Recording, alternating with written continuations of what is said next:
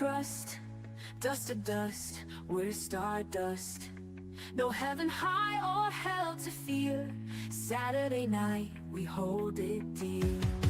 Why the fun, no need for trust. Dust to dust, we're stardust. No heaven high or hell to fear. Saturday night, we hold it dear. Why the fun, no need for trust. Dust to dust, we're stardust. No heaven high or hell to fear. Saturday night, we hold it dear. For the math and myth believers, here we're all truth seekers. Greetings. Welcome to the Captive Desk, hosting Saturday Night at the Atheist.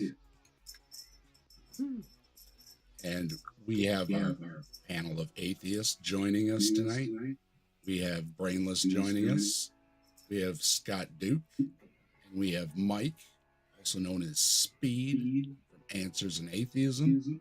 And we have a special guest joining us, MathPig. And you might also know him as Robbie. Welcome, everybody. Hello. Hello. For having us. I see Samos is backstage. Oh, yeah. I was going to ask him about Simos. What the hell he's doing. Hello, Simos. Hey. How we You feeling? sound much stronger today, Simos. Yeah, you Yeah, on the mend, which is good.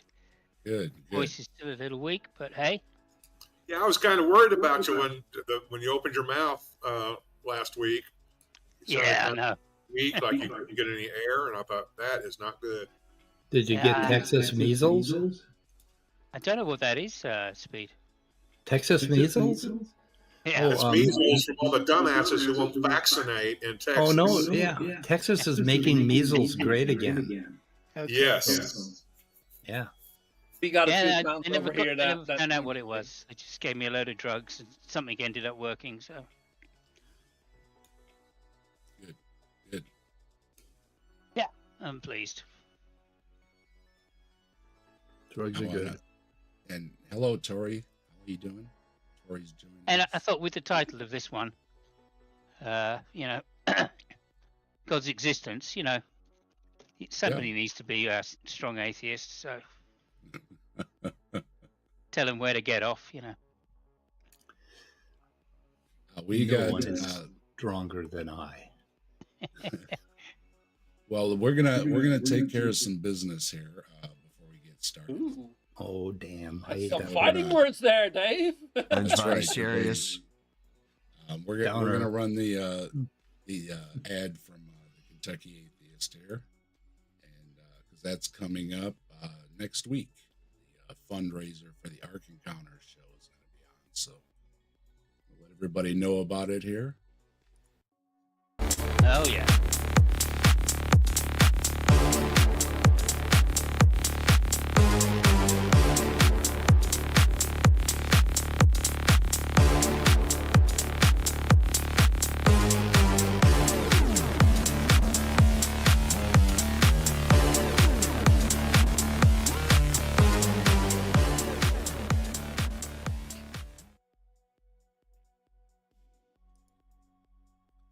And yeah, that's coming up next. About a week, right? The 19th. So yeah, it'll be in a week. It'll be next Saturday, I guess.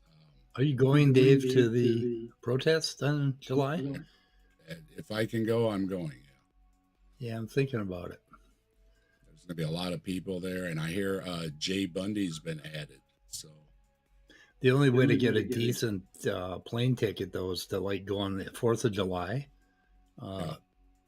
And stay for 3 days, because if you go the day before, it's like a weekend thing. It's really expensive. So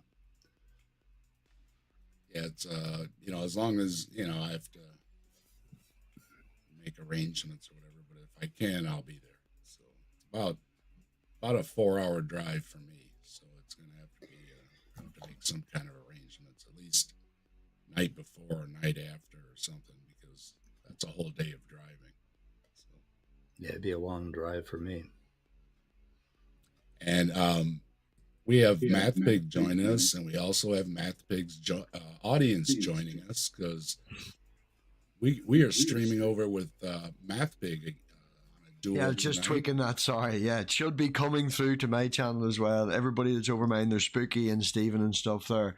It's a Captive Desks channel. If you give me 5 minutes, I'll put the link in the chat. But yeah, appreciate you coming. Appreciate you inviting me, man. And link is in the description too. If you aren't subscribed to MathPig, make sure you check out all the links in the description while you're down there. All the panelists, we put the links down there. We put the links for Kentucky Atheists, so you can get in touch with all the stuff about the Ark Encounter protest. We have the links for Joe's affiliate, where you can get a discount. The discount code is in the description. And we have a link for Bree and Hivesci, where Bree has merch now. You might have seen me in previous weeks wearing a shirt.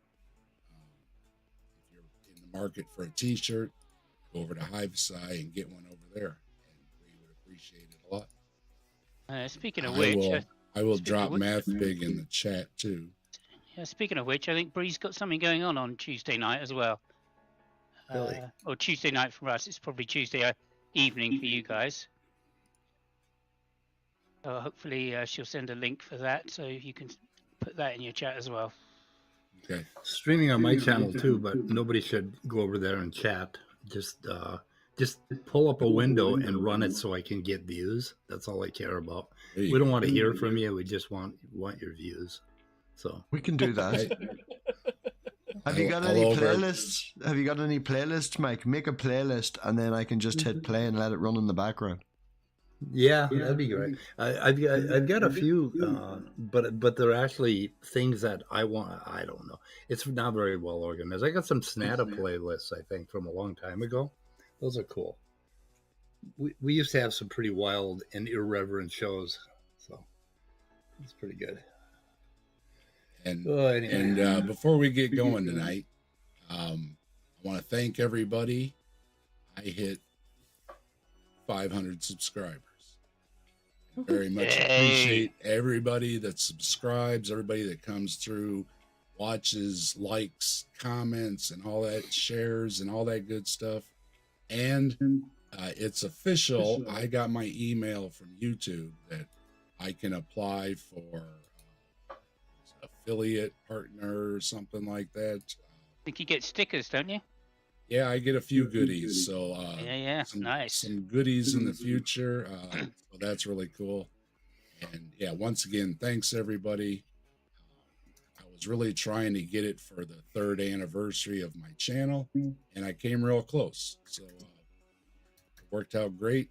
Well, fucking done. Everybody that's helped me, all the channels that have given me shout outs, all appreciated very, very much. So, and onward to 1,000, right? Okay. And with business taken care of, hello everybody in the chats. Lots of people joining. Hello, hello, hello to everybody. I see Jen and Dog, everybody out there. Phantom, hello. Okay. Oh my. We got Sandy and Spooky and other folks over on Robbie's side there. And Mike said he's got it going too. Yep. Hello to everybody over there. My subs go up like 3, 4, 5, and then they go back down like 4. And then, and they keep doing that. It's 743 subs. I've been doing this for 5 years. Really irritating. And then I go and look at these idiots like that Sabor guy, 150,000 subs. What is going on? You're probably getting that from different servers, because your information's not just stored in one. So refreshing between the two is probably why it goes up and down and up and down. God, I hate that. Yeah. And thank you, Tori. Thank you, Maya. Good to see you, Maya. Thanks for stopping by. Thanks, Dog. Lots of folks in the community help each other out, and it's always appreciated. Mike, put your channel in the private chat. I'll stick it in mine as well, and we'll get anybody. If they haven't, they should. I want 1,000 subs before I die. That's all I ask. You know, That's right. and I everybody- don't have so long. after when you hit 1,000 subscribers, we can shoot you. Well, yeah, I'm probably going to drop dead if I see 1,000. So it'll just, you know, the old ticker won't be able to take it. Once again, everybody's links are in the description.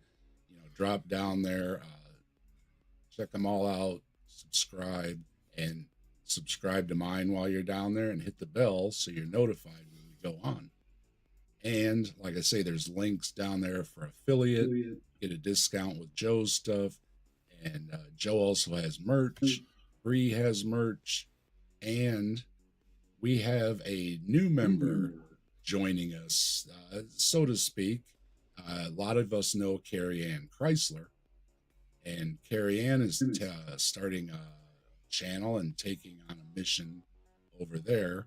Really? And the link for that channel is in the description as well. It's not a regular channel. It's a new separate channel. So make sure you drop down in there and hit up Carrie's channel too, and share that around.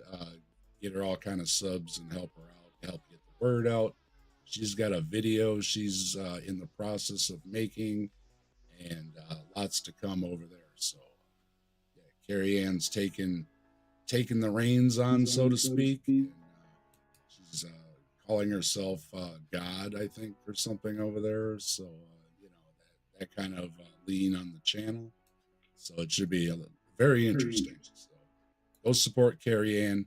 Links in the description. We got all the good stuff down there. Make sure you check out the description. And with that, we have, I don't have it pulled up because I was busy talking. We have a channel tonight. You know, I look around for the small channel stuff because we like to have a little bit of fun here. And I commented on one of these videos, and I don't know who runs it or who comments back or anything like that, but yeah, I kind of got a snarky comment back, and I'm like, okay, well, we're going to take a look at your channel because so then I was talking to Austin, and Austin said, yeah, this channel is known for a lot of the creationists that run around, come through this church and speak and everything. I guess it's kind of a hub for them. So I was like, okay, interesting. I like hubs. Yeah. I'm trying to find where I put my thing at. But in the meantime, this, I've got the bookmark here. Probably be quicker. Because I don't remember what folder I've got the thing in. I just got a little bit there. In a nutshell, this guy doesn't seem to have any credentials. So, you know, we always go to look to see if they're a scientist or not, if they're a theologian or not, anything like that, what I could find. And Your level seems to be coming in and out a little bit there, Dave. I don't know why that is. Yeah, I was just about to say. When you start talking over time, it gets quieter. Yeah, it trails I think off. there is something cutting your audio down. Yep, you got like some kind of noise suppression or something that's kicking Noise in. gate on it, yeah. nope, but I changed my link. How's that? I think it's still getting weak. As if you talk for more than 30 seconds, it just goes down. And remember, he used to have that problem a long time ago. What? I don't know what. I assumed you were getting like tired or running out of breath, and you know you couldn't. Hey, Mike. There's only two of us that have that issue on this. Yeah, I know. Let me. I went for a walk with my 43-year-old son, and he was Levels breathing okay? harder than me. Wow. And I told him, yeah, He said I'm really out of shape. If I'm as bad as a 6-pack a day smoker. So The level's reading okay. It sounds fine here. Does it sound okay now? okay. Maybe it's okay Sounds, now. sounds better, yeah. I switched it because sometimes it switches back to the default, which is also Yeah, that sounds the same yeah, mic, yeah. but That it's- sounds- but So it's- yeah, so annoying. Mine did that earlier. I joined the stream before this, and it was like, Robbie, your audio was shit, and it had swapped over, you know, from that to like Yep. the shitty camera mic. Oh, for me, it Mine's- sometimes grabs the mic from my headset. Like, Yeah, every time I put my headset on my AirPods, it switches over to that, and that is shit. So I have to go manually switch it back. like StreamYards, we're setting our audio for those things for a fucking reason, not Yeah. just for fun. Yep. So, what is the name of this our guest Christian site tonight? That's The channel name? that's what I'm looking. It's the New Jersey something or other. Hey! I have Hell, yeah. I'm sure. I'm sure I can search for that. I have the thing saved here some. The Yeah, bookmarks here, and I'm gonna search for New Jersey heck? something or another, and see what I get. Hey, I'm That's- Walking Here Ministries. I know I have it here somewhere. What is it called? I can find it in my history, I think. I think it's called Are You Looking at Jesus?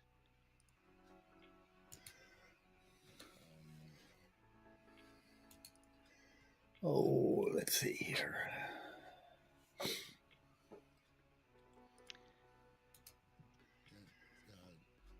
Okay, well I can't find my dang folder. Oh no. Well, we'll just chat. So Yeah, my son has this uncanny ability when I start talking about a movie, I'll say, "You remember that movie with that guy driving in that car?" And he'll say, "Oh yeah," and he'll pop up the title, and and he did it, and he gets really pissed off at me because my descriptions are so general. And the other day I was talking about, yeah, you remember that? I just started watching a new series where there's this alien and on this stranded on a planet, and he got it immediately. It just popped up, and it's like That's the thing, man. Like me and my wee girl is the same. You know, I even said it to her the day. It's like, thank goodness I have you that understands what I'm talking about, because trying to talk to other people is really difficult. You have to talk forever, and it's like 3 words they understand. I have that with my mom. Like, sometimes she says, "Oh yeah," and it's like, "Thing is that thing," and I'm like, and I for some reason I exactly know what thing she's talking about. It's because your And, brains are on everybody's the, looking like, "Wait, you know what she's talking about?" Yeah. Yeah, it's because your context is so much alike, or you know that, or they know you like- so well. It's amazing. Yeah, what's obvious to you, you know, and your mum is the same as, like, you know, Mike and his kid, or me and my daughter, because it's obvious because you have just done that so often. Yeah, and I I think it also has to do with, like, I kind of know how my mom thinks. Yeah. No, like, Okay. think- Yeah, this is the First Bible Church of New Jersey. Yeah. Hell, why can't When I mentioned that, that's when Austin's ears perked up, and he said, "I know that place." And I said, "Oh, okay." I told him to stop by if he could. He was busy, but maybe he was able to stop by. your mic's still cutting out. Dang it! Yeah. Yeah, it's Like, it's and some like, sort it's of not just getting quiet; it's almost shutting off. it's some kind of noise suppression that you got on, maybe on StreamYard, because StreamYard Yeah. really sucks at audio. Oh, they don't know what the hell they're doing. yeah. For me, it usually does work, but like, Yeah, you have to set up the reason for a lot of- StreamYard. You have to set up the StreamYard settings separately now. They've changed the software. So you have to go in and manually set the microphone and speakers. Oh my God. All right, how about now? Oh, Yay! oh my goodness. Now you Sound much changed, better like, now? Much Oh, better. Yeah. Okay. What'd you do? What did you do? I turned the mic off and on. Oh, okay.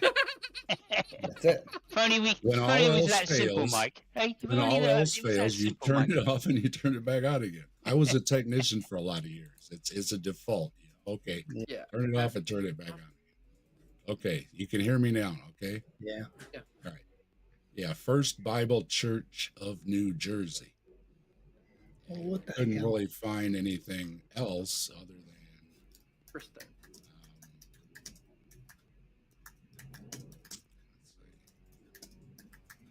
They make you a sacrament you can't refuse. Oh, there they are. You know, and YouTube search couldn't find it in my history, and I know I've watched these guys. So, I mean, it's just, what the hell? Oh. Had Standing for Truth was on there? I sometimes have that as well. Like, then you're like, I've watched that, and you know part of the title, and you type it in, and like, a bunch of shit comes up in your history, but not that one video that you're looking for. Right. What? Yeah. They're horrible with their search engine. Yeah, and like, it's fucking Google. Same thing happened to me when I looked for Formula One Cup. Yeah. Well, right. with YouTube, I think what they're doing, they're not doing just a search. They're running it through their get paid algorithm. So they're confusing the two things, popping up stuff they want you to see. Okay, I found Like, I if found it's the my other. fucking history, it's my fucking history. Here I it know. is. Yeah, it's Pastor Patrick Misiana, Misciagna. Can you say it with an Italian accent, please, Dave? Come on. Misiana. There you go. Perfect. Senior Fabio. pastor of We need First Fabio in Bible. here. Get Fabio in here. Yeah, that's what we need. My chat, you're calling Make him out, better- Simos. He's over I there know. listening on my channel. I know. It just says pastor, He's and suffering with he's the echo, apparently. apparently No, it's 700 sermons is his credentials. So what's the name of his the video that we're reviewing? The Absurdity of Atheism? The one for tonight is it's actually a 4-parter. Ooh. So I've got part 1 and part 2 because you know how it goes. So, What's it called, though? I'm grabbing it right here. Okay. Part 1. Literally? It's called Part 1? Part 1. And it's ready to answer questions about God's existence. Oh. Mr. Balls. Thumbnail had, Hello, sir. does God exist on the thumbnail? Oh, I see it. I see it. Got it? Yeah. Hello, Okay, let me- Claude. How you doing? Good to see you. I want to put that in chat in case anybody wants to see the. Yeah, I remember this guy. This guy was the one that did the thing about evolution. And Yeah, he- the one. Yeah, It's not how you pronounce it, it's Mike. What's I that? irritated you with No, it. that's like not how a you week. pronounce it if you're a Christian. Evolution. Thank you very Evil. much. Evolution. That's the one. Evolution. And hello, Okay. hello, Chris, and hello, Standard Deviation. Hello, Commander. Hello, Jill. Hello, Claude. Great to see you. And everybody When on you the were other talking about screens. promoting Jill earlier, I thought you were talking about Jill, and it was like, oh, why are you promoting Jill? That Not makes that one. sense. Not that one. New subscriber. Subscribed the other day. Appreciate you being here. Okay. Yeah. That. So you remember him now, Mike, right? And Yeah, I all the remember. information. This is it for the bio. It is I almost had a bird. 700 sermons. So I couldn't find anything else. Got to be at least one point in there worth making. So there, but yeah, I did get a comment back on my comment, and so I was like, okay, well, they want a little back and forth, so we'll give a little back and forth. Take a look at the video and see if they really do have proof that God exists. Hello, Rochelle. The video says they do, Dave. So come on now. I know. Yeah. I'm very hopeful with this one. So hopeful I've waited half an hour. Yeah, it's taking you 29 minutes, Dave, to find this video and put it up on the screen. I know. Well, now it does not bode well because we get through about 1 minute every 2.5 hours. Well, we had to take care of business, and okay. So we used a few minutes there, and then I couldn't find the dang folder because it had a little mistake at the beginning of the. Anyway, I found it. So yeah, 700 sermons is the credentials for. His name was Patrick. Yeah, Patrick. We can't all be production specialists like Answers in Atheism. So, like, high production values. Very true.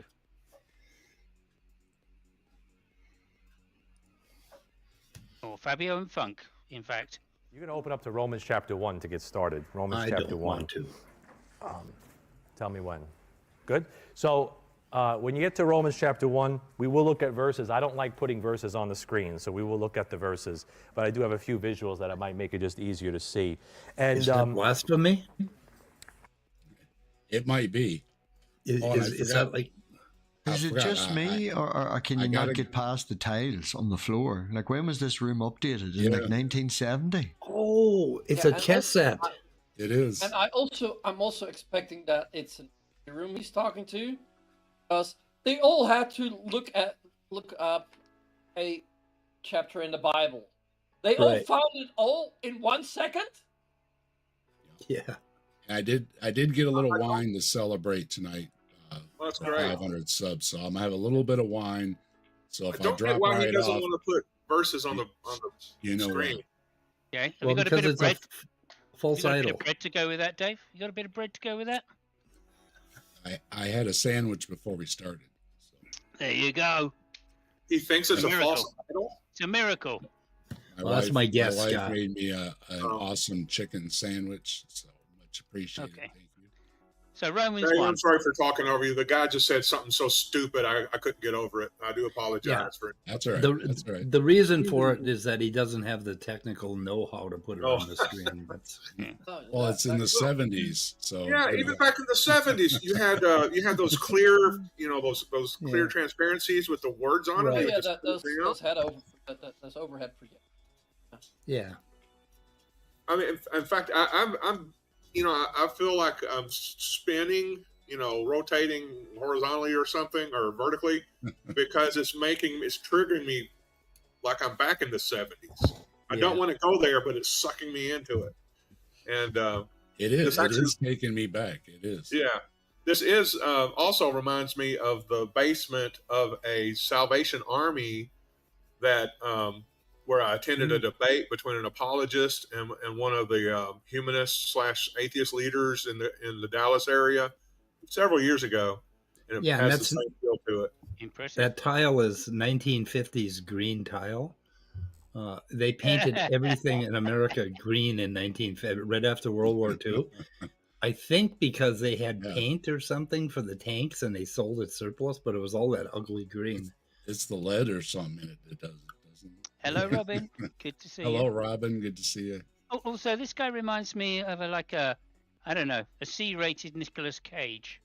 So I'm excited for this video. A little bit. Yeah, and I kind of noticed, like, how is a Christian school bully free? Like, they bully people to believing, like, otherwise you're going to hell. You're going to hell, yeah. Yeah, and its sign says it's a bully free.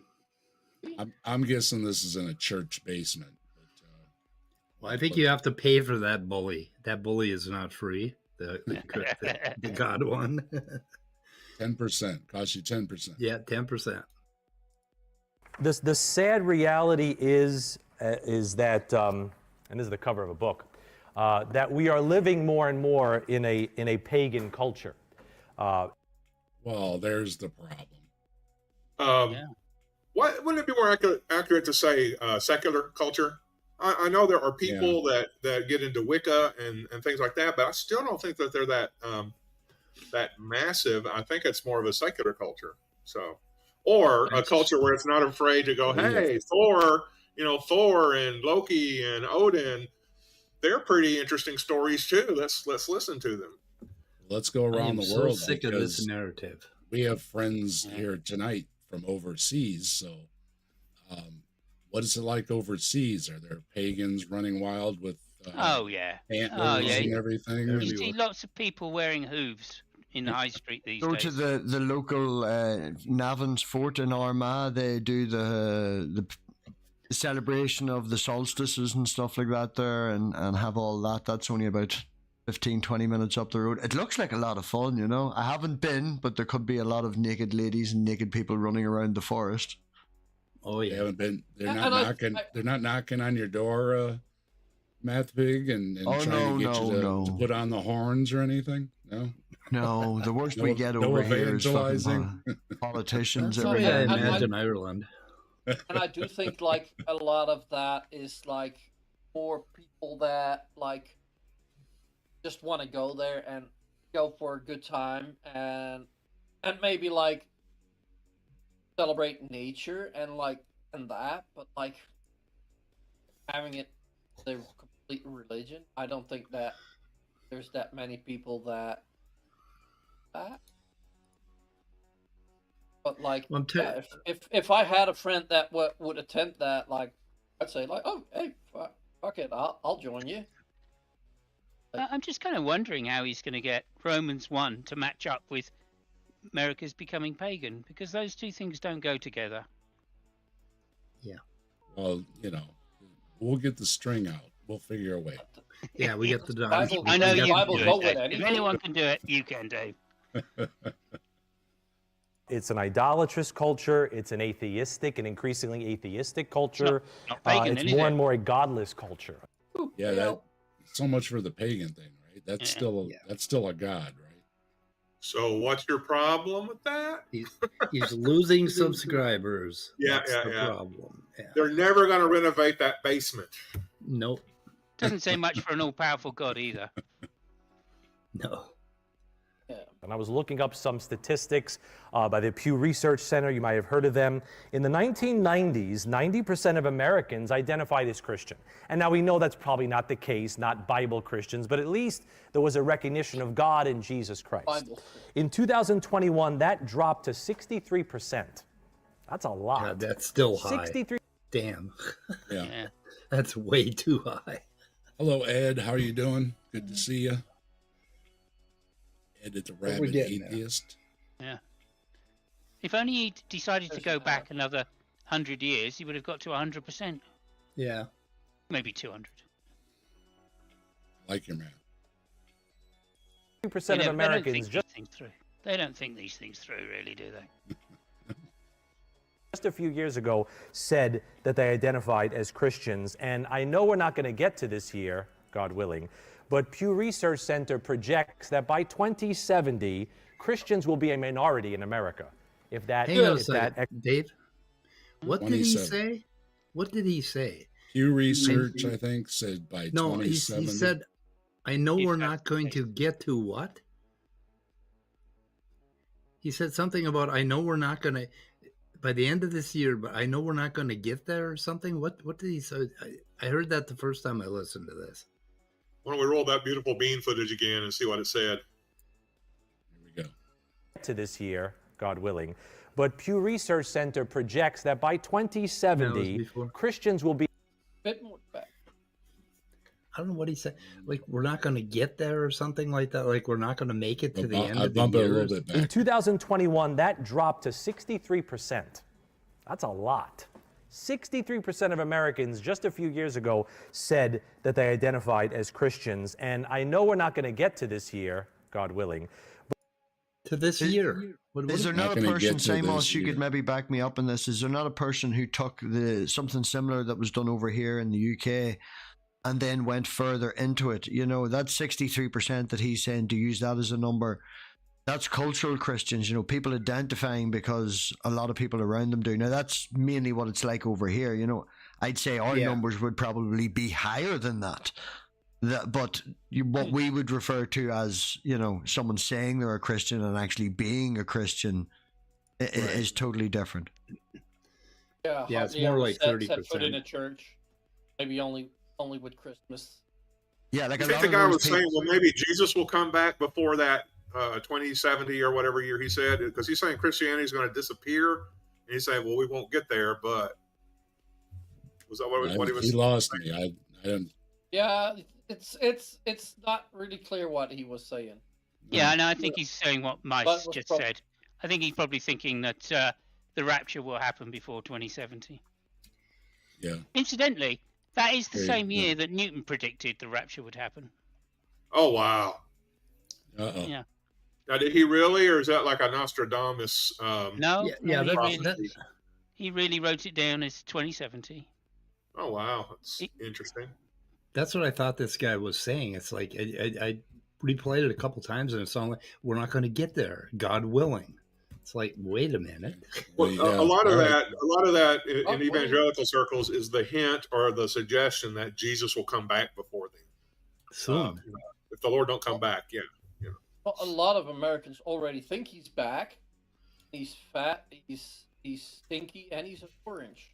He's orange. He probably smells like old socks that haven't been washed. And in months. McDonald's. Oh, Smells of he old smelled socks like and McDonald's. Yeah, He McDonald's. smells like farts because he can't keep it in. It just occurred to me, if Jesus came back, he'd probably kick Trump out. And I'm looking, oh my God, that would be so great. Oh, Trump would kick him out. He'd put him in that fucking prison out there. And, Down to El Salvador. El Salvador prison El for Salvador, Jesus. yeah. Yeah, like sell him as a slave. They're Yeah, not he'd out of get tattoo. crucified in about a week. Yeah, well, technically, Jesus doesn't have an American passport, so. Oh, yeah. Yeah. Won't be able to vote Well, he either. can buy one for $5 million. Okay. You heard about that, right? No. Oh, yeah. He's got a You gold passport that's Yeah. it's so big you couldn't possibly put it in your pants. And it's made out of gold, and it costs $5 million. And anybody can become a citizen if they have $5 million. Even like Genghis Khan could become a citizen if he had $5 million. It doesn't matter what the hell you did. He'll give you a Trump green card. That's Yeah. actually Oh, good. what about like Adolf Hitler? Oh no, he probably wouldn't have to pay. Yeah, he'd get in free. he gets a pass. Family discount. Hello, Tilting Windmill. Good to see you. Hey, Whitmill. Okay, I interrupted. But Pew Research Center projects that by 2070, Christians will be a minority in America if that exponential trend begins to continue. So the first question and difficult question that you're very likely to encounter in the culture you're living in is, does God exist? There we go. We're going to find out because that's what we're here for. More We're not importantly, closed-minded. I already answered it. I said no. No, Well, more importantly- you can't be closed-minded. We got to go into this. You know, I we got to give them a actually- few minutes, brainless. It's more actually quite importantly, funny, though, Dave. More importantly, though, he's actually asking, how do we know as well? So I'm impressed with this guy. This guy That's right actually, now is there's a guy- impressing me. There's a guy at work and he's a youth leader and he knows that, you know, we would have questions and stuff back and forth and discussions at work. And he actually, was it a couple of weeks ago, he's in his youth group between the ages of 8 and 12, as he described it to me, had handed in questions to be answered at the next week. And this was one of the questions. And he asked me, as he seen it as an atheist, to answer this question. And I, well, obviously explained agnosticism and this, that, and the other, but I changed it to how do we know if he does or doesn't exist, and then gave like a whole spiel of an A4 page. And he assured me that he did read it out for word for word. And then gave his opinion afterwards, you know, which probably destroyed it to the young children. But yeah, it was nice of him to at least ask me that, and if he's being honest, which I do believe he is, you know, to put that forth. Cool. Ryan, you're right on time for the answer. So here we go. I'm impressed. He's asking, how do we know? Which is a more pertinent question. And how do we know if God exists? Like, what is there? Now, I want to say this on the onset. Romans 1:19. The Bible says, because that which may be known of God is manifest in them, for God hath showed it unto them. The atheism that we are surrounded by is not an intellectual argument. You are not going to win them with intellect and fossil evidence and carbon-14 problems and all these logical loop. You're not going to win anybody that way. Because reason. Correct. No reason. Yeah. You know, he's basically saying there, we can't know. Because all of those types of evidence that he's just set out are the only ways that we know how to know. Any epistemology either uses reason or evidence. Those are the only two things what he we've just got. said. Mind what he just said. He's basically said we can't know. And he says, yeah, you can't use all these different things, but he's gonna later. So. Yeah, no, but he's going to try, of course, because those are the only things we've got for epistemology. So, of course, he's going to try. Of course, he's saying you can't do that because you can't, with facts, you cannot prove God. Like, what Bible passage did he suggest we read? Romans? He said Romans, but what he read out from Romans was just a circular argument, you know. Was it like 1:17 or something? 1:19. 1:19, and then they go into 1:20. Okay. The invisible things and all that. We got Ape stopping by. Hello, how you doing, Kevin? Hey, Kevin. hey, Romans 1:20 says, for the invisible things of him from the creation of the world are clearly seen. See, I told you so. And there we go. The classic. Look at everything you can't see. Just look at it. Let's look at the trees, you know. Oh, yeah, I can see trees. Trees are not included. Well, It's only things you can't see. But the invisible things, it doesn't make any sense. Look at the invisible things. Nonsense. No. Atheists will say, I've never seen God, and these guys say, yes, you have. Just look. Well, and in a way, too, it's saying look. that you can't know the qualities of a tree and everything else, right? I mean, it's all this big mystery, right? And, well, yeah, it was for them, right? It's not today. This is the original look at the trees passage. That's what this is, the look at the trees passage. Yeah. Right, Scott? Absolutely. So that's something that we hear every week about looking at the trees, looking at the skies, looking at the things that are created in nature. In fact, I almost tuned it out completely because it's so common to hear that. Yeah, but this is the actual passage where they get that from. So well, I know this is the definition of faith passage, isn't it? Well, that's 11:1, Hebrews 11:1. Faith is the evidence of things hoped for, the substance of things not seen. Oh, okay. that was what 11:1? Hebrews 11:1. Hebrews, is that a Bible book? That's a pseudo epigrapha of somebody. Actually, it's an anonymous epistle, and it's actually, when I was a Christian, Hebrews was one of my favorite letters or favorite epistles, simply because it just seemed to have a better use of language and imagery than the other letters. Your favorite epistle?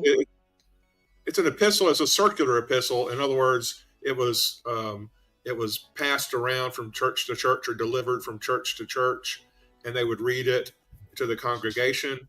But there's no real indication that it was written by the Apostle Paul. In fact, it's not clear who wrote it. And but I'm not saying it accurately described the temple life or the Old Testament or whatever. I'm just saying, and it's the way it was translated, at least translated into English. It was just kind of really flowery language. But yeah, that's 11, Hebrews 11:1 is the faith passage, and of course that passage in Romans 1:19 and 20, maybe 21, is the look at the trees passage, where you should know that there's a God because He's made Himself known in His creation. Well, Dan, that did it for me because I never read those two things before, and I got to tell you guys, that did it. I'm a believer now. You're convinced? Okay.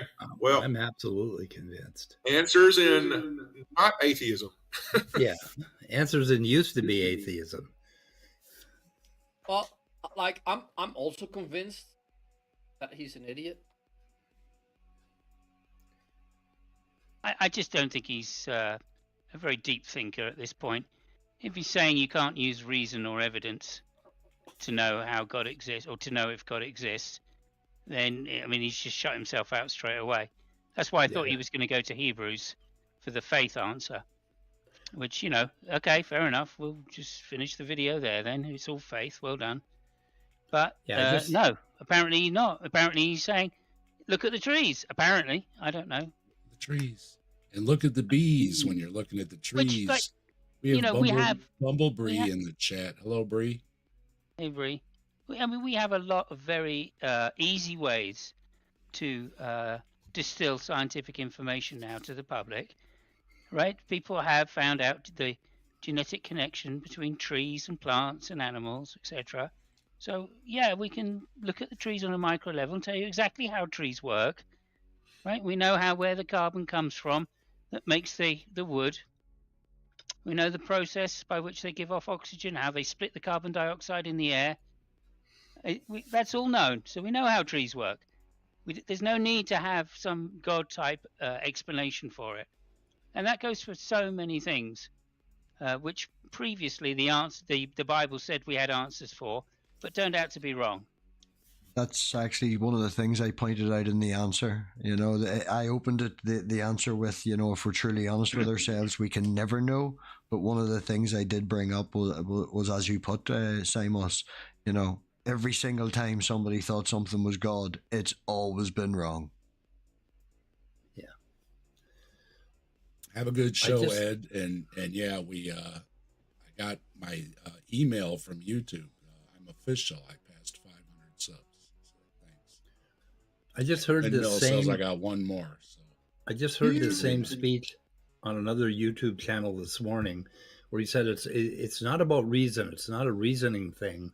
It's a belief thing. In other words, you just got to believe it. Don't use reason. Don't worry about reason. Reason is the things that men do. Men reason, right? We don't want to reason like men. Oh my goodness! I think it's going around. Like there's some special category of reason or thinking or knowing. There's a special knowing. Right? It says in the Bible, Paul says, always be prepared to give a reason for your faith. It's kind of like that special knowing. Just picking and choosing. He doesn't know the Bible, clearly. Yeah, it's like a jealous guy when that special knowing that his wife is cheating on him. He just knows. He doesn't need any evidence. But we all know evidence is for fools. Yeah. Like, ask any flat earther. Like, yeah. But evidence is for that would be law. fine. That would be fine if he'd stuck with reason, then, wouldn't it? But he's also discounted reason. So, I mean, this is not going to turn out well, I can tell you. The existence of God is a self-evident truth. There you go. There we go. Ow, though. How do you know it's self-evident? Mike, don't you have it in your? Don't you know it in your heart? It's right in my heart now. It's just so much in my heart. It's See? Oh, wait a minute. No, I think that's indigestion. That's why I usually tell folks. I said, "This too shall pass." Yeah, and just in case you haven't noticed, this person has started gaslighting. Whenever somebody's telling you what you think and how you feel, and gosh, are you weird or something because you don't think this don't way get or it. don't feel this way? You're being gaslighted. So this is what gaslighting looks like. Sometimes it takes subtle forms. This doesn't take quite a subtle form, but yeah, get used to it. That's what happens. It's like 3 is greater than 2. I don't need to prove to you that 3 is greater than 2. Yes, you But do. you can prove 3 is greater than 2. You don't need to, because that's child's play. But if you wanted to, you could prove that You can 3 prove was it. greater than 2. Right. So this is just no, terrible start. Is a Did you do that self-evident without truth. using products or things or objects? Anything. It's just Well, then again, like, well, he's I just think I'd assuming rather- you already know how to count and everything. Like- you like- I was just being facetious and wondering if you could, without a visual aid, show, or that 3 is greater than 2. Well, I mean, it's in I the can- I can axioms of, disprove it. arithmetic. So Go ahead, I Brain. can Go ahead, disprove it. Brainless. Like, well, I'd rather just have 2 stab wounds than 3.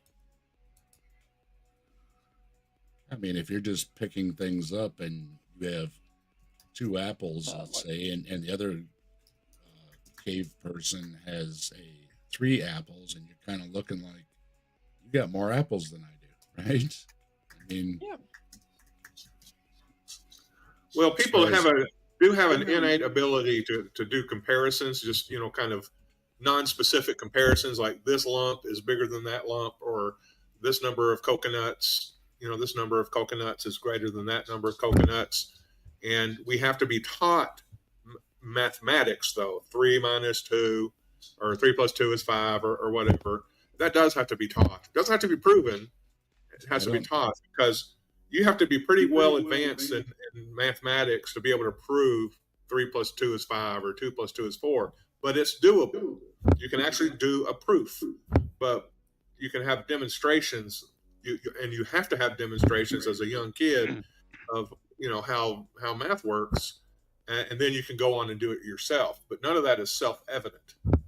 it has to. It would have to be some input, like what MathPig was saying, because even if you're, deaf, dumb, and blind, Helen Keller or something like that, there still has to be like tapping your hand, you know what I mean, or something, right?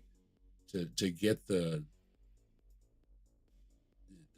idea of more and less. I don't think without the visual cues or some other kind of cues, I don't think you could really know that, could you?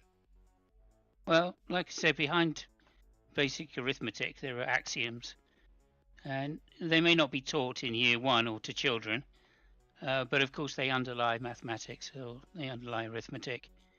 And it clearly states in there how you can go about proving them once you understand the axioms. So, there is a perfectly logical way to understand why 3 is greater than 2. But, it's just technical. I mean, and it's self-evident in the sense that once you accept that the first axiom, the second axiom follows, the third axiom follows. I watched the thing the other day on the discovery, so to speak, of the axiom of choice in mathematics, and like everybody had been using it for so long, and they didn't realize until some guy had actually proved it. They were all just doing it instinctively, Yep. Yeah, and children instinctively acquire math at a very early age when they deal with objects, more than one object. And when they see 3 cookies, right, they know what that is. So they intuitively know 3 cookies. That's where it all comes from. It comes from the world.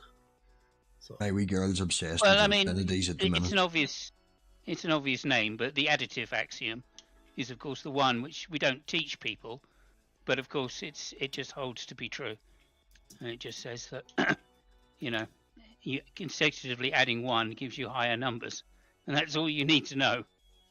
So this is nonsense. But anyway, carry on. And if your heart is honest enough, it is a self-evident truth when you look at the world around you that there must be a higher being, there must be a God. poisoning the well. Yeah. Yeah. If your heart is honest. In other words, you're a liar if you don't agree with me. Yeah. Well, and back to, can't you see the invisible things? And you can attribute all these invisible things to all kinds of things. It doesn't necessarily, again, as Hitchens always famously said, it doesn't get you to your God. Right? Even when I used to do acid, I still couldn't see invisible things. I tried to. Yeah, I laughed a lot, but I gave it a college try, as you'd say in America. yeah, people see all kind of stuff and everything, and I was just like, "Oh, that's cool," and I was just laughing. You know, this whole thing that he's talking about, this faith thing and belief and this being able to see it, it's based on a neuroscientific fact about the human brain. Or it isn't exactly a fact, but it's a field we have to study. And like, I'm 74 years old. I've done 100 acid trips. I've done 200 mushroom trips. I've had a spiritual experience without any drugs. I know what he's talking about. It's a feeling you get when you give up. And we all have little mini versions of it. Like when you're really tired and you finally crash into your chair, you have this, you sigh and you kind of give up. And that's what they're talking about. They're talking about a feeling that humans have because we are juice squirter based emotion machines, right? And there's this feeling you get when you kind of just give up and say, oh, hell, I don't want to think about it anymore. Just, I'll just go with what you're saying. And it's really significant because it can actually make you happy for a while, basically. If you just Ignorance give up is and bliss. say, whatever. Huh? Yeah, Ignorance bliss. is bliss. Somewhat. Yeah, there's something, but it's just one of the emotions that we feel all of the time. It's just that you feel it to a great degree. If you reach a point in your life, like this guy, like if you got arrested for, I don't know, child molesting and whatever, and he finally came to Jesus, he would have this moment, right? Like, now I know, I see the light, that sort of shit. That seeing the light thing is something that we need to study because it has a lot to do with recovering from addiction and a bunch of other stuff. And it has a lot to do with being happy. But that's all they're appealing to with this bullshit. You just got to believe. Yeah. That's it. Yeah. And it works the same way if you go to a crystal store and buy a talisman and say, oh, this is it. This is my thing, and you pour your soul into it and you'll get this good feeling, They're just a way of getting high. It seems that Russell Brand was setting himself up for a get out of jail free card. Oh, he's fucked. Like they just when I was my young days and this and all, bless God. Never, he's a. He was running around with all the Christians. He got baptized and everything. And I think last week here, he was formally charged. Yeah, charged with rape, right? Rumors have been rolling around that he doesn't behave. Yeah. But he's good now though because he got baptized. Jesus. It's all washed away. It's all good. Yep. He must be there. So it is not an intellectual argument. In fact, if you go to Psalm 19, if you want to flip over there. Oh, shit. Psalm chapter 19. We'll take something else out of context in the Bible. Teaching mode and not preaching mode, so I'll be calm and relaxed, and I'm sure I'll blow my fuse somewhere. Psalm chapter 19. Blow his what? Psalm chapter 19. His fuse. Oh yeah, I was scary, man. I'm loving the Bible that much. It just might blow my load here. It's just great. And why has he got to look this stuff up? They read this thing all the time. I mean, a lot of these folks, they just know these verses. I mean, how many books has he got to study, for goodness sake? Yeah, he's flipping around like crazy trying to look up the page. There was only one. Weren't you prepared? I mean, you could have made a note. Put a bookmark. In fact, the psalmist declares that everything we see is bearing witness to the existence of God all the time. Yay! There it is. There it is, Mike. There you go. The trees. The trees. The trees. Everything. It's all a watch. It's all a watch. I've had those moments. think we're gonna be stuck on trees. Yeah, I Psalm think we 9. should be. I think we should be. Lots of trees. Trees are You know all what- right. You know what They grows give us under trees, don't oxygen you? and You know what grows under trees? Mushrooms. Mushrooms. Yeah. oh There my. you go. Yeah. Oh, you yeah. got- and you got a fan in the chat, John Hudson's out there. He'd like Really? he'd like to hook up with you, Mike. You guys have a good time. 19 says, the heavens declare the glory of God, and the firmament showeth his handiwork. Right? Neither The of Bible which talks about, are real. when I consider thy heavens. Yeah, we Robbie, we get believers come through. We even had one come on week before last. We gave him a free shot to convince us. Yeah, No, it's just everybody's welcome here. Believers are welcome here.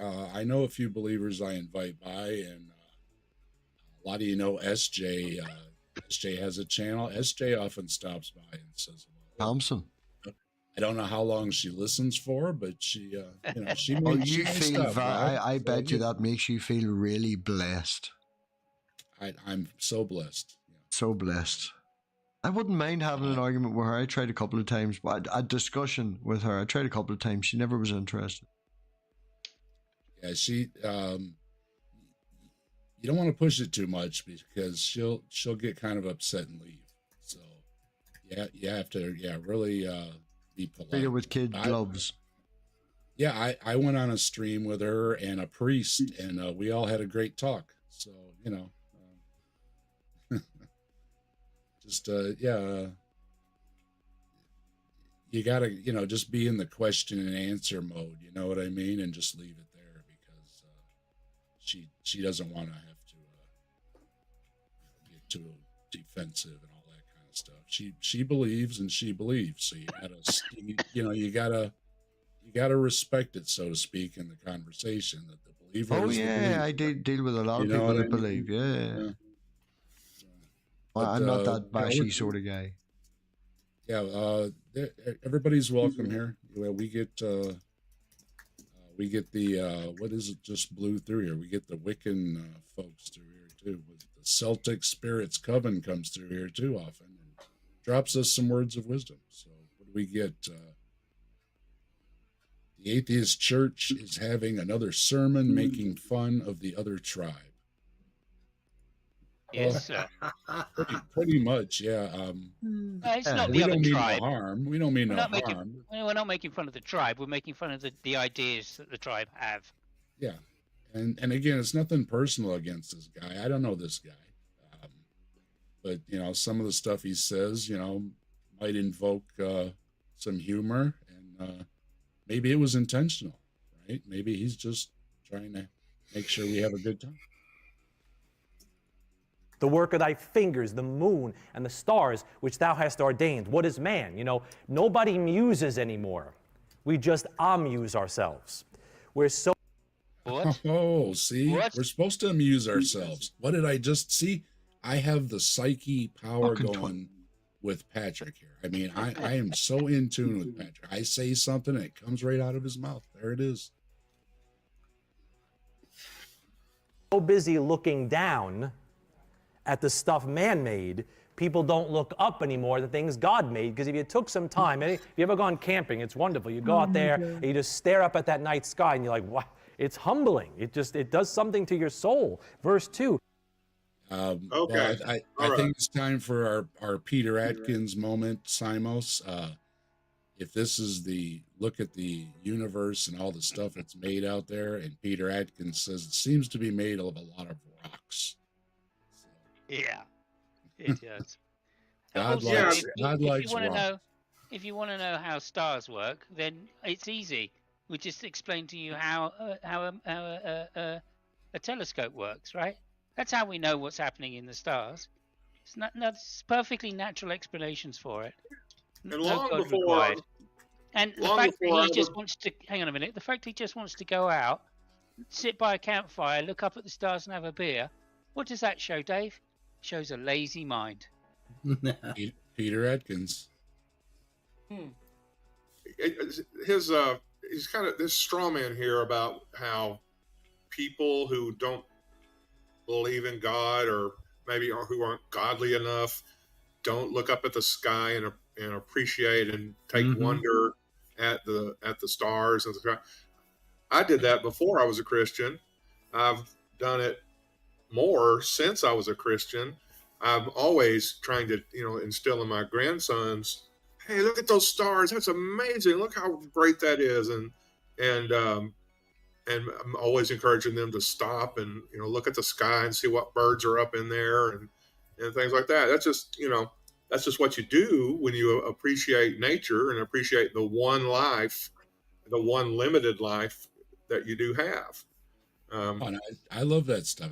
Many times, that you have the meteor showers or something, and 3 o'clock in the morning, wake the boys up and go out there and lay on the picnic table or the hood of the car or whatever and check out the meteors. Or when they say the space station's going overhead, we're out in the street there watching. Yeah, it goes over and it's like, man, that's just amazing that they put that up there and it's up in space and everything. It's just, and then, the moon and the eclipse that we just had and all those things. And it's like, wow. I love saying wow. And are they really saying that only they, Christians with the Holy Spirit and the extra Jesus and everything, can appreciate stars and the skies and the trees, the green grass in spring? I think somebody thinks a little too much highly of themselves, and maybe they're a little cultishly delusional. Yeah, but I don't think they're really appreciating it. They're looking at it and saying, "Oh, the glory of God." They're not looking at the goddamn stars. The stars are incredible, but they're saying, "Oh, look what God did. God did it." It's like everything. It's a little demeaning, like Scott said. That it is. We can't go out. Well, Mike loves going out for hikes in the woods and everything. He has a good time. Michael looks at trees every day. As somebody said, it's a poor poet that looks at the stars and doesn't think that they can give even better poetry with an understanding of how they work and how they've come to produce the earth and nature and everything, how it's come to produce life. And if you think all of that information is just pointless and it doesn't add to the poet's appreciation, then I don't know what you know about appreciation and art. Because if you think all you've got to do is just open your eyes and look up and go, that's as much as I need to take in to understand the entire beauty of this universe, then you're just deluding yourself, as you say. And not to mention, the Vatican has had a observatory for a long time, right? They didn't have a problem looking out there while being believers. So there's also the argument that, I'm religious, I just throw my hands in the air and just accept things. And it's like, no, plenty of Christians have done a lot of science trying to figure out things. While still being believers, they're still getting answers to these questions.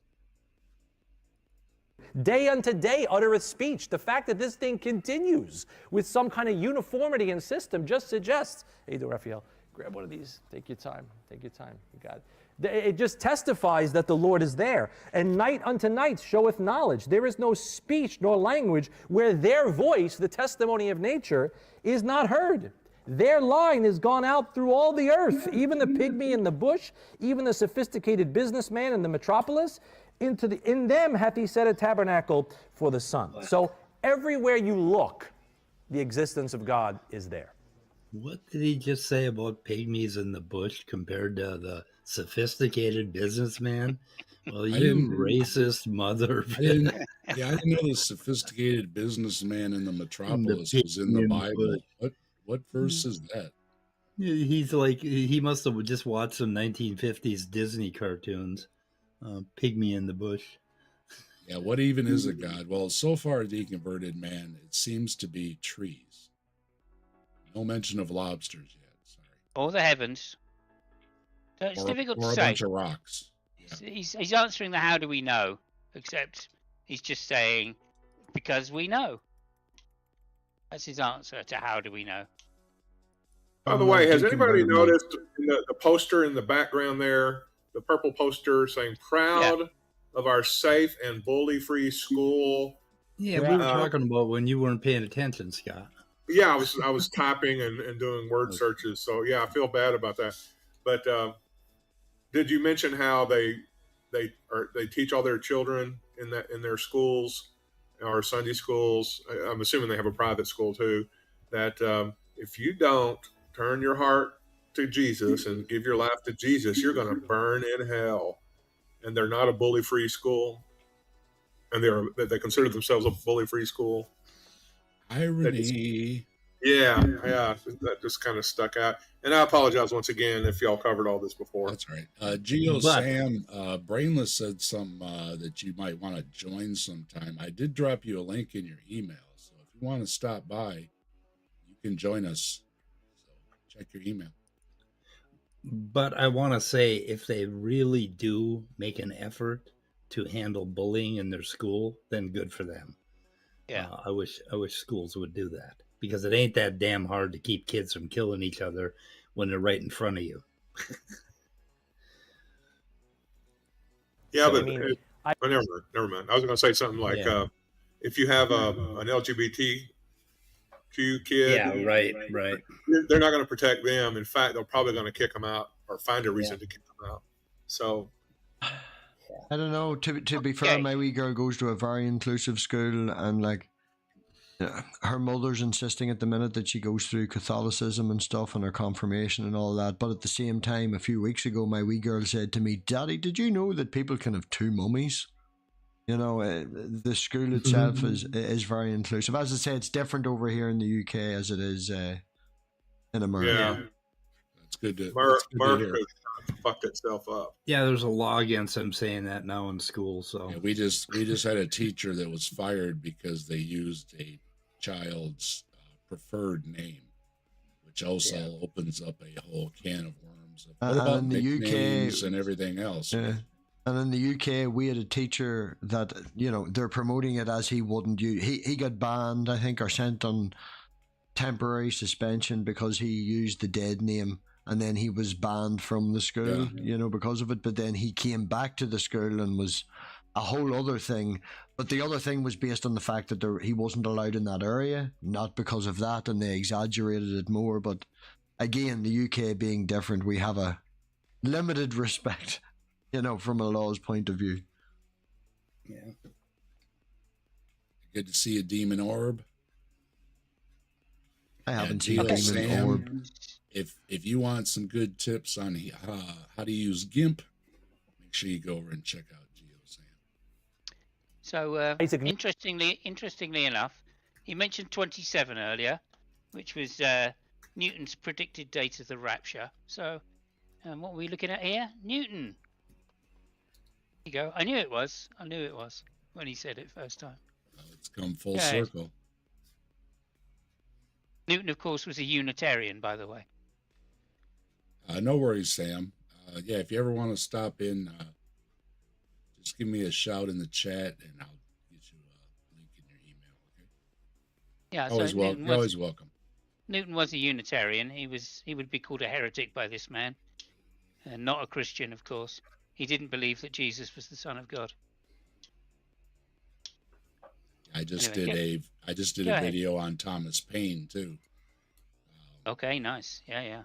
Talking about that he was an atheist that had a deathbed conversion, and lo and behold, there's documented over a dozen witnesses that were at his deathbed. Even one of his enemies, politically or literally or literarily. He had a fair number at the end. Yeah. Yeah, and they said no, it didn't happen. So I'd recommend watching Michael Grando, and maybe getting him on would always be open to history of science and stuff like that. There, it's very, very good. Okay.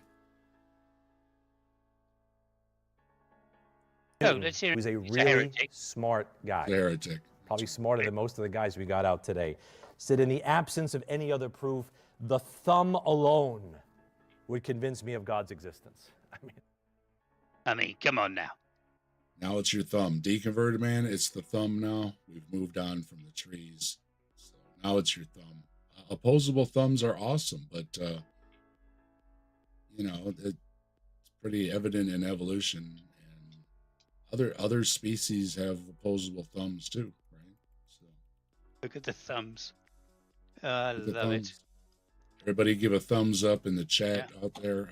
How do you explain giving the the great thumbs. apes? How does he explain then the great apes that also have thumbprints and I saw- opposable thumbs? I mean, saw- come on now. I think it was an orangutan. They gave it a saw, and it figured it out, and it was cutting stuff up into pieces with it. Not bad. Pretty impressive. Now, of course, they'll say, "Yeah, but it can't make a saw," blah, blah. And it's like, well, most of us can't either. We rely on a big infrastructure, of people that make us saws. But yeah, it was pretty neat to see. Go ahead, Brainless. Yeah, fall and starting to get really, really tired, so I better go to sleep. I'm getting cold. So. Okay, Yeah. Brainless. Thanks for having me, and good to see you, have man. fun ripping him apart. Good night, Brainless. Good night, See you Brainless. later, Brainless. You.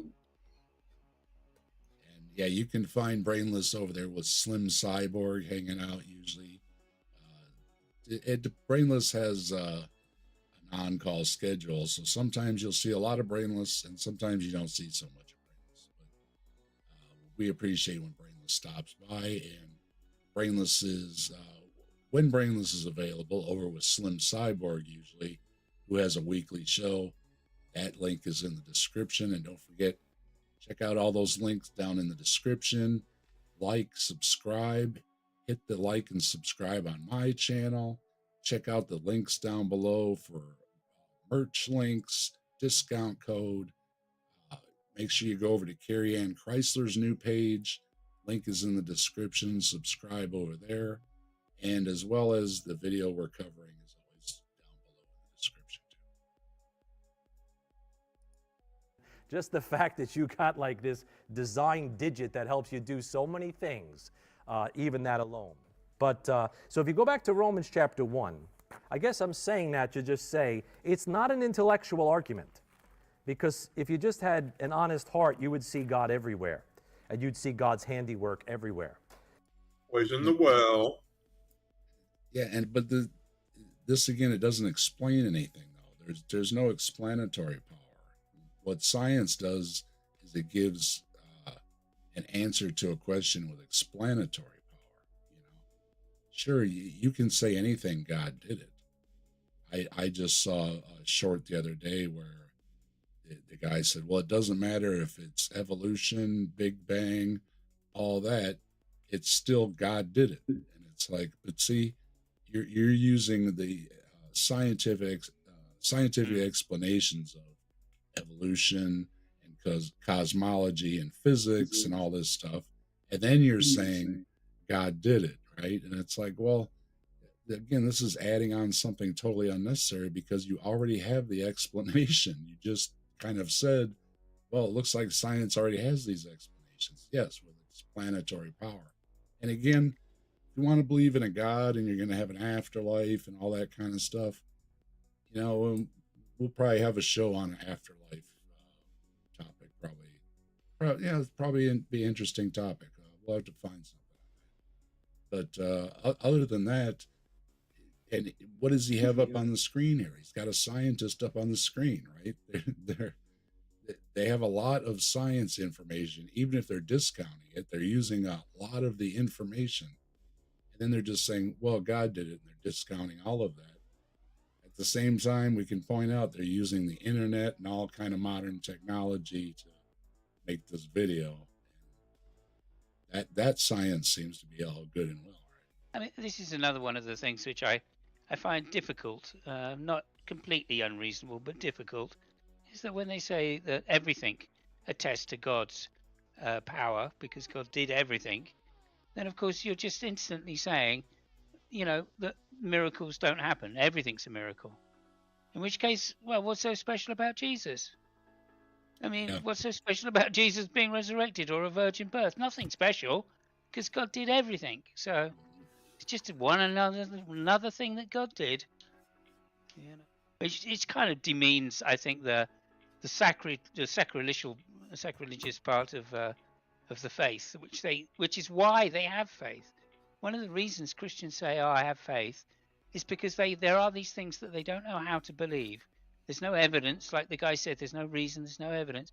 They just have a deep intuition or a feeling that these things are true, and therefore they take them to be true on faith. But those are exactly the things, right, which they're saying God did special. And yet this guy's sitting here and go, well, everything's special. Our friend Makes Rebecca. no sense. Makes no sense. Our friend Rebecca over at the Bread of Life channel before said that if she's presented with scientific evidence or her gut feeling, she's going to go with her gut feeling. There you go. She said to me, I had a good conversation, well, a few actually, with her. And she said to me once, look, I believe this on faith. And I just went, okay, well, that's kind of the end of the conversation from me then. Because, and that's fair enough. If you want to say you believe something on faith, well, I don't need to convince you otherwise. We were talking about that if the creationists would just say they just believe these things on faith, it's a miracle, it's God, okay, right? But they try to, like he's doing, well, I'm going to pick and choose things from science, and, and well, no, now see, you're not playing fair. If you're just going to say it's all magic, you can stay over on that side. But when you're trying to cross it over, then it becomes disinformation. And that's exactly right. That's when we have a problem with it. It really is disinformation, because another one of these arguments, especially with the creationists, of course, is that, look, the Earth is intelligently designed. The universe is intelligently designed, right? And the example they usually give, of course, is the watch on the beach, right? But, of course, if everything is intelligently designed, there's no difference between a watch and a grain of sand. You can't tell. So that's not evidence anymore, And so they want some things to be special. They want some things to be sacred. And that gives them the feeling that they're right. And that's fair enough. I understand that we've all got hopes, dreams, beliefs. We've all read like books when we were kids and thought, oh, this is amazing. I wish this was true.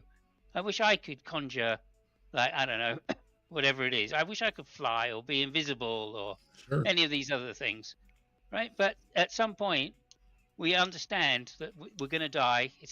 We're not going to live forever, right? And that's how life is. We don't have the ability to be invisible. We can't fly, So you got to grow up. I've got my mother after a discussion to admit that the reason basically that she prays. Like, my mum wouldn't be one that would pray every night or anything like that. She's not on her knees, this and the other. But anytime I've ever heard my mother describe that, I did a prayer, this, that, and the other, it's basically because the thing to help, the thing to do is outside of her power. She can't actually help in any way. There's nothing she can do. It's a sickness over this other side of the world. And the reason that she prays is it makes her feel better, gives her that, she's done something. She would do something if she physically could or mentally could, but because it's outside of her control, it gives her that peace of mind that she's done something, Yeah. Lazy minds again, I'm afraid. That's big lazy minds. To be fair, lazy statement. Definitely not a lazy mind. I'm telling poor granny you said that. She'd kick your ass, Simos. Sure. Well, that's what it is. When you pray, and once again, you say, well, I can't do anything, so I'm going to pray. Yeah. There you go. You've given up. You've literally given up at that point. Well, there is the argument of you can pray, but you can also pray while people are doing things. Sorry, Dave. There are very good psychological explanations as to why people do that kind of thing, right? But they are psychological explanations. They're perfectly natural. Yeah. Oh yeah, like, it shocks me in that one thing that my mother is a very intelligent woman in a lot of other things, and on that one thing she just accepts it, Yeah. Sure. Yeah. And like most of us will just go, okay, well, I know this is some kind of psychological reinforcement, because I'm a fragile human being, Most people just accept that and get on with it. My parents weren't, real devout or anything. I've said before, we went to church, what you call cultural. It never really got mentioned at home that much or anything other than get ready for church, right? But every once in a while, I would say something, especially as I got older, in the last few years. And she would give me a look every once in a while and use my whole name and say, David. And it's like, Yeah. So there's still that thing in her head that, somebody's listening to what she's saying upstairs. Right? My dad went to church every time somebody died. Yeah. And again, I've got no problem with like people going to church for funerals and stuff. Funerals are for the living, right? Oh, I took the ribbing. A friend of mine passed, and they had the full mass and everything, Catholic and everything. Yeah. I went and I was sitting there, and afterwards some of the old crew came up and they're like, hey, no, get hit by a bolt of lightning or nothing, and I'm like, thanks for coming by, Yeah, I came through unscathed, That's what I mean. It's the funerals are for the living, right? If you've got people then you go to them and you show that you've showed respect for the person's life. That's we cool. had the little get together afterwards, and they were passing the microphone around. People were telling stories and everything. Yeah. That's the best part of it. We had a lock-in from the nannies. Like, we literally went to my uncle's local pub where, like, he does for the football team and stuff, so he's quite respected there. But they did like a lock-in till like 3 a.m. for us. Like, there's 12 of us, and we were like, no, we're not leaving. Just close the doors. We're staying. That was after, obviously, the funeral, but we just went to a funeral, me and my sons, and they came up with a really great. They have a lot of respect for they came up with this idea that for my funeral, they're going to close the coffin, and then they're going to prop me up in one of the stalls in the bathroom with the door unlocked with my pants down. one of our snakes passed away, and I suggested to the daughter a Viking funeral in the local river that we would go down and jump in, and she broke down. Like, she was like, no, I don't want to set fire to Isabella. No. She got very panicky about it. We ended up burying it in the field across the road under a tree. And like, I'm feeling lazy, to be fair, I'm digging a freaking hole for a dead snake. Like, we dig the hole, and I've sort of taken a clump off, like a lump at the top, and I've dug the hole down, and I said to her to go and get the clump of grass so we can put it on the top and nobody will see it and stuff. And as she's walking away, I'm putting the shoebox in and it doesn't fit, and I'm sort of pushing it down with my foot just as she starts to come back, and she's like, I'm just making sure she fits in the hole. Okay, don't stand up. Like, sorry.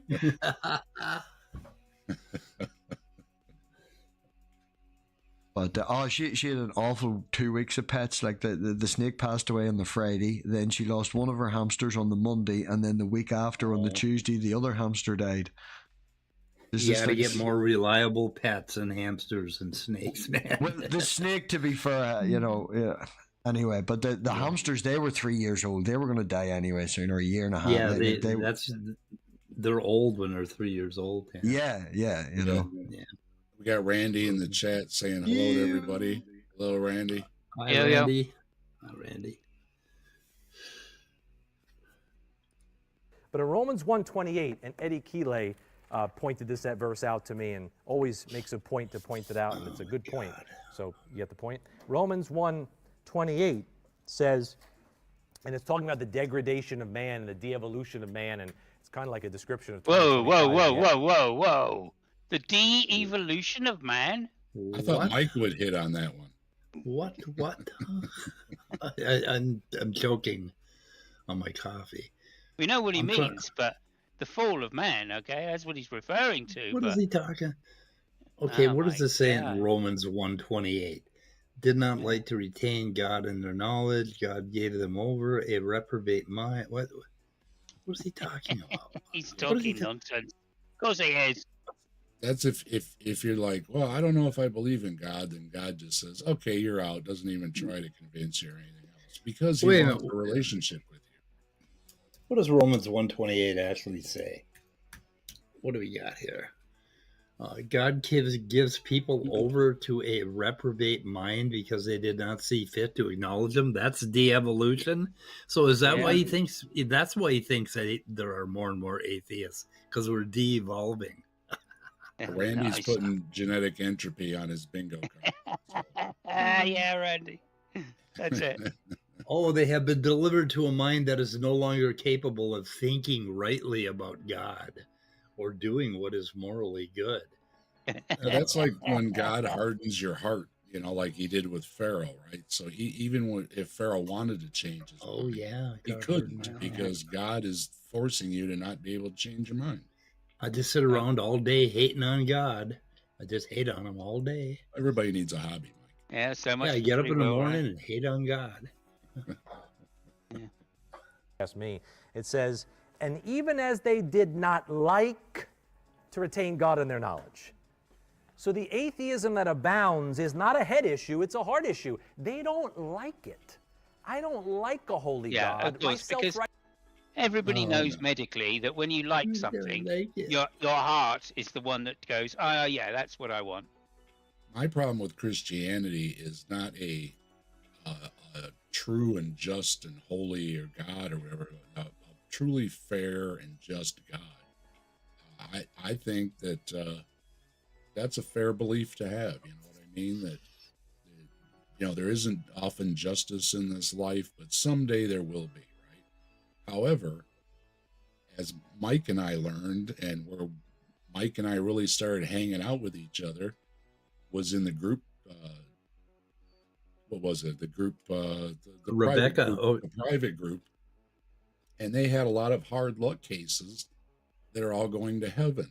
And one of them I coined Mr. Stabby Stabby, who loved to stabby peoples, and he even stabby peoples in jail, the guards and everything, in a Minecraft game. This person gets to go to heaven. And somebody earlier was talking about Jeffrey. That everybody knows what Jeffrey did. Had some snacks afterwards, right? And he's saved, and he's in heaven. And I just saw a meme recently going around where Jesus is talking to the little girl up in the clouds and saying, there's the person that took out your whole family. Why don't you go over there and say hello? They got saved. So my big issue with Christianity is the get out of jail free card. I have less of a problem with a religion that puts you truly on a balance against your life, and it doesn't matter which religion you believed or anything else. If you were a good person, you're in, and I think that's the only true justice.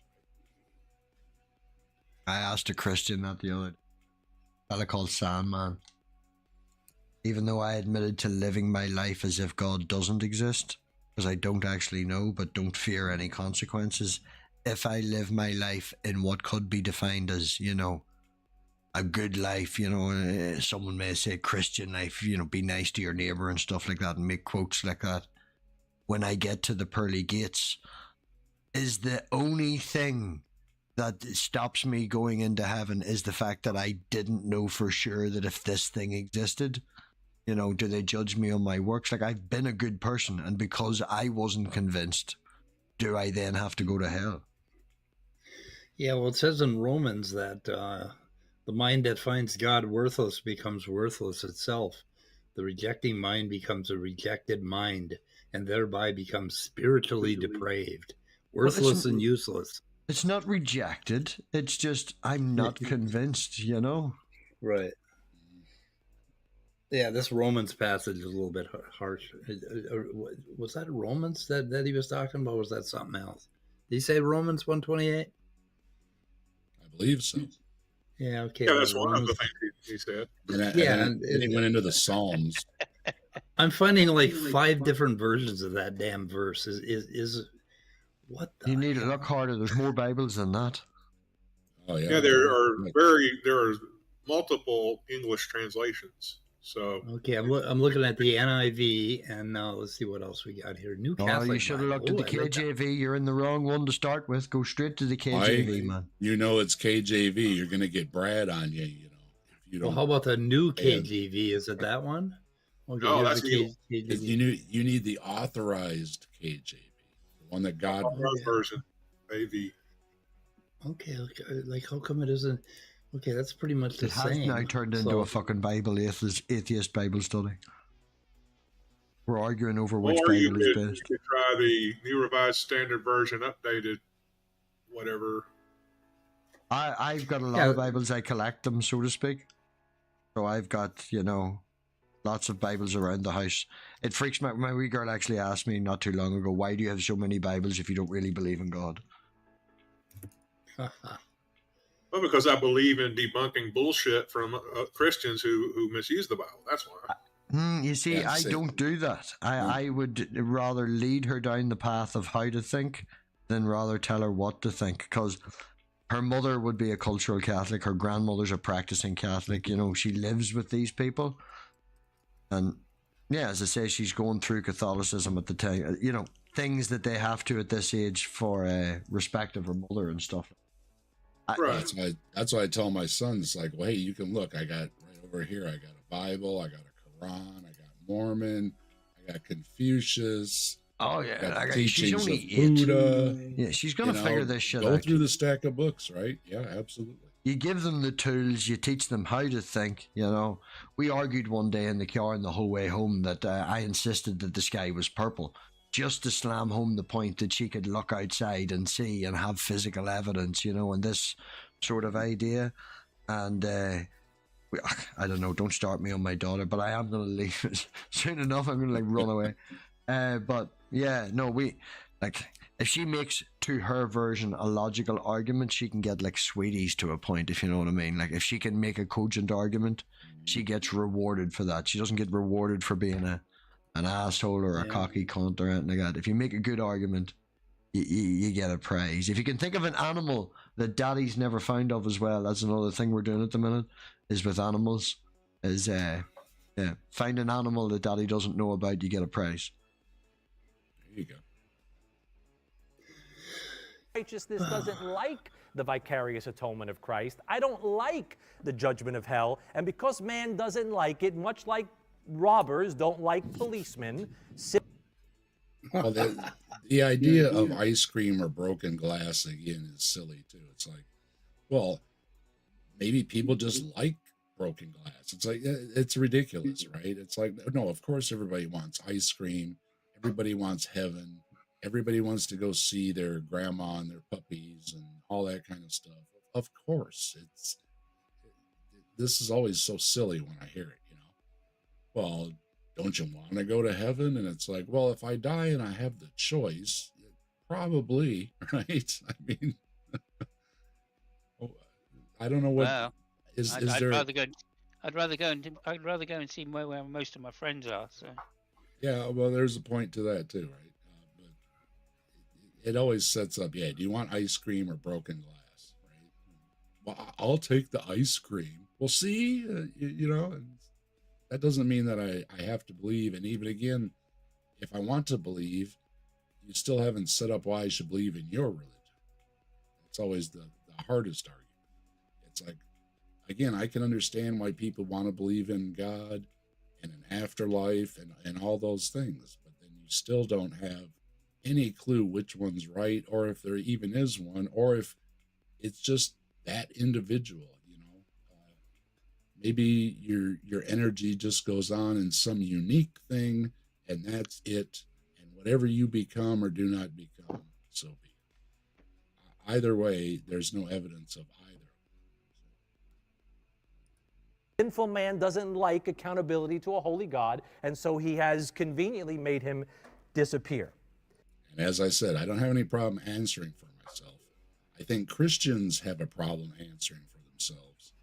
And I often point out, I think Christianity in a way was started for people that couldn't get into the afterlives in other religions, where you actually are measured by your works and against your life on a balance. Christianity is basically a free pass, And almost anything that you've done can be forgiven, even being awful almost your entire life.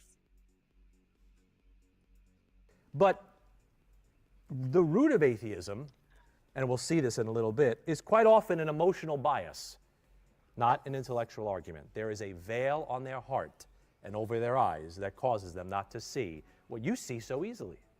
So, but if we're supposed to be ready to give an answer, how do we deal with this popular question?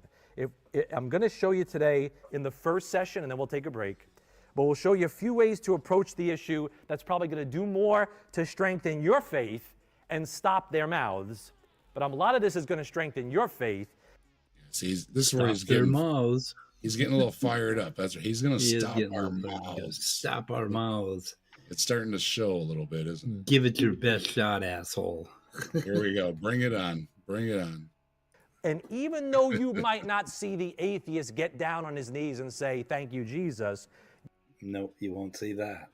Not usually, but I mean, Not usually. they converted and weren't an atheist anymore. I don't think you're going to see any atheists doing it. you will have an answer. And that's what we'll get into today. So, Well, we've been waiting, Patrick. I mean, we're halfway through Saturday Night at the Atheist here, and you're just getting to it. we're going to start with some arguments. Right? We're going to do 3 arguments in the first session and 1 argument in the Right. second session. So, can I just say, arguments are logical forms of reason. Okay? Just to point that out, it's one of the things he said you can't do at the very first sentence. So, here we are, back to the usual hypocrisy when it comes to, but my reason's different. My reason's based on God.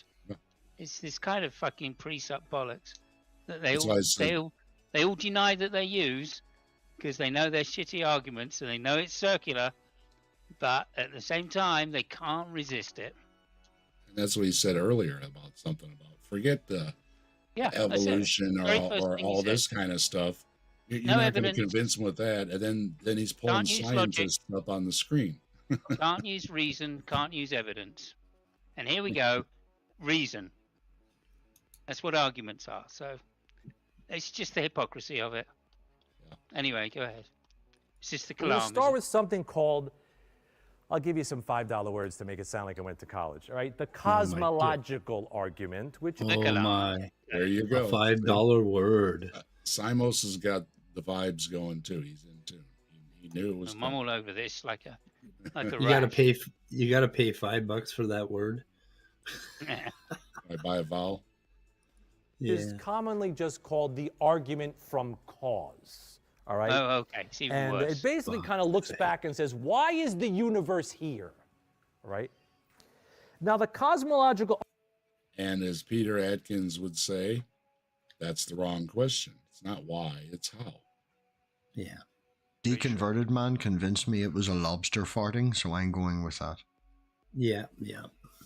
I have read the Laud, and the Laud is true because it says it's true, and I have. Yeah, read it's a lot more convincing when you hear Dave reading it. That's right.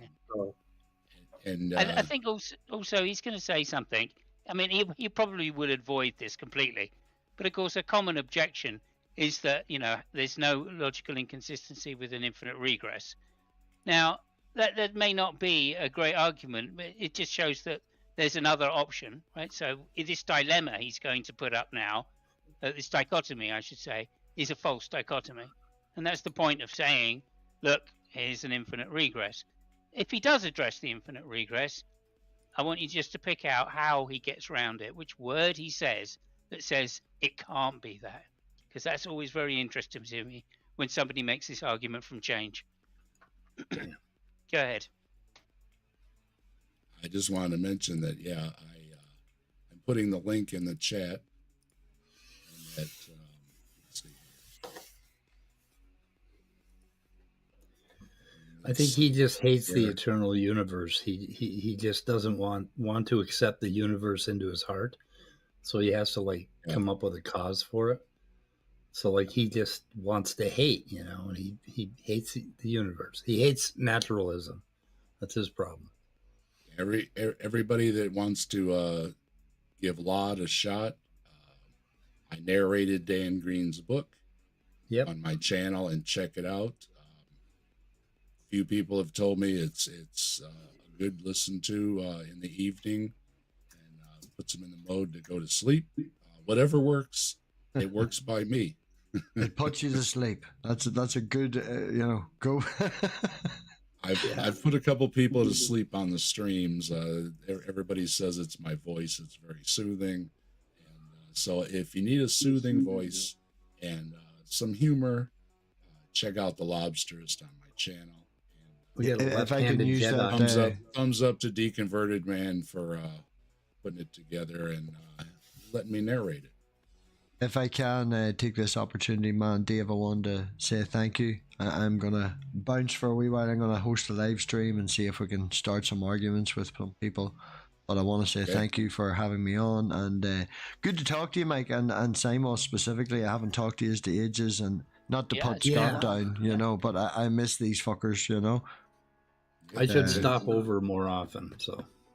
Yeah, like I just do this for fun now. There's no real regular stream except a Saturday night sort of iffish, and I'll call by, man. You see, the thing with the algorithm now is if I don't go to your channel for like a week and a half, it stops promoting me when you go live. I've got my main account is subscribed to something like 2,000 channels. It's like. So do you get believers over there that come on your live streams? Mm-hmm. Oh, I'd love to talk to one of them. Yeah, see, I would spend a lot, to be fair, I would spend more of my internet time when I'm not live on Christian channels than I would on the atheist channels. Because we all sort of agree on that sort of thing, and, it's more interesting to talk to crazy weirdos. Simos, look up 00, was talking to him the other day in Brojo's. Have you met him before? I have, yeah. Yeah, that was an interesting 90 minutes. Yeah, he's crazy. Yeah, crazy. Yeah. Was that on your channel? No, that was on Brojo's last Saturday. Brojo went live about it. Something similar to this went live just before I went live, just as a random one. I joined his and then ended up talking to, I don't know, he's a flat earther, anti-vaxxer, no space, no moon, no satellites, they're helium balloons in the sky. He had a coma after a car accident. He woke up in a new dimension and his mum and family wasn't the same. That was all in 90 minutes, dude. It was... Wow. So he's a nice guy. He's a nice guy, though. Just let me throw that in. Yes. No. How did you... He's not aggressive. He's not... You know what I mean? He's reasonable to talk to. Did you say he thought his family wasn't his family? He said no, different family. Same people, different universe. He didn't use them words, but yes, that was the implication. Just to be clear, I don't want to put words in anyone's mouth. So it's not the one where he thinks they've been replaced by imposters? No, I specifically said pod people, and he was like, "No, they're not pod people." Yeah, there's a part of your brain, your limbic system. If you damage it, you basically can't accept anything that you see as being what it is. Well, that's what I put across to him. I was like, "Dude, you're in a coma after a car accident. Yeah. There's a possibility your brain rewired. Your brain is damaged." Not to be fair or not to be rude, I mean, but he'd had done things in his past and stuff like that. And if you'd done, like, I was trying to put across to him, dude, the accident was due to him falling asleep at the steering wheel. I was like, you've had this past, you've fallen asleep at the steering wheel. Would it be an option that your mum might also just be pissed off with you? Sick of your bullshit sort of thing. But, lots of different things that's not the Mandela effect. We want to thank you for stopping by, Robbie. And you're always welcome to stop by again. It has taken so much of my willpower to keep my voice quiet and not overtalk everybody. It is so hard for me when I do this to not talk. So I appreciate you putting up with me, Dave. And thank you all for having me. All right, we'll talk to you soon. Definitely will do, man. If you're bored afterwards, I might still be streaming or whatever. Bounce over. Everybody's welcome. Subscribe, don't subscribe. Watch, don't watch. I don't know. Nobody on YouTube makes money. We do this for fun. That's right. Link is in the description for MathPig's channel, and along with everybody else's links that joins us and friends of the channel and all kind of stuff. So check that description below and you'll find the links. Thank you, man. Thank you. Talk to you all later. Bye. Bye.